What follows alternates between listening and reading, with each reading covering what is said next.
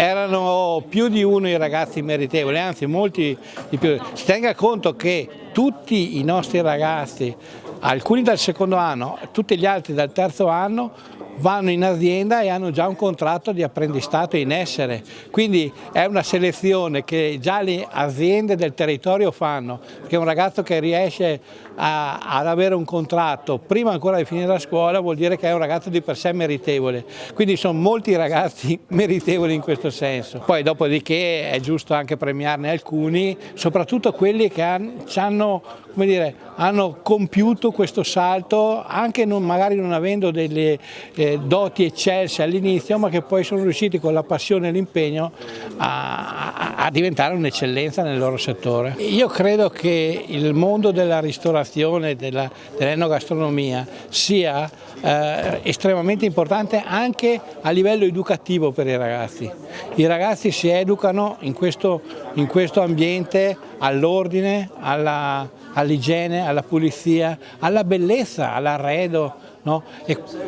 tutti questi gesti, tutte le attività di laboratorio che facciamo, tutte le attività della professione sono di per sé educative. Questo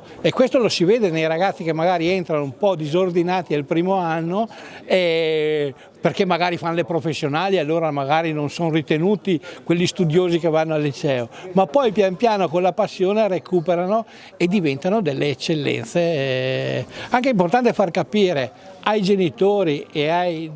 docenti delle scuole che non è importante sempre avere il 9-10 in pagella per avere una vita bella, soddisfacente da tutti i punti di vista, ma lo possono avere anche dei ragazzi che non hanno tanta voglia di studiare, ma hanno tanta passione per lavorare manualmente, per esempio. Ecco, questa è una scuola che vuole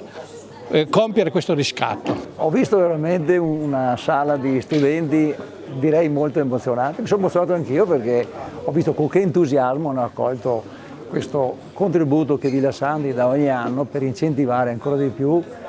l'impegno di questi ragazzi in un settore assolutamente molto attuale come disponibilità di lavoro. Sappiamo che c'è più domanda che offerta e l'Italia può sicuramente puntare sempre di più al turismo perché siamo un paese meraviglioso. Questo territorio in particolare di Valdobbiadene con il suo prosecco che l'ha fatto conoscere nel mondo sarà sempre di più importante l'ospitalità e la professionalità di chi gestisce i ristoranti, gestisce tutto quello che riguarda, diciamo, la parte turismo. Noi come famiglia abbiamo restaurato anni fa questo edificio che era la storia di Valdobbiadene, era l'ex Filanda, abbiamo voluto veramente adibirla a scuola perché sapevamo che davamo un contributo culturale e importanza a Valdobbiadene, visto che è la patria del prosecco ma anche del cibo e questo è il terzo anno comunque diamo la borsa di studio e siamo orgogliosi di questa realtà perché direi che non è solo una valenza territoriale ma è a livello nazionale perché anche il ministro che è stato qua 2 volte in visita si è complimentato perché questo è un esempio di una scuola moderna, una scuola veramente che è l'eccellenza di tutti gli istituti italiani.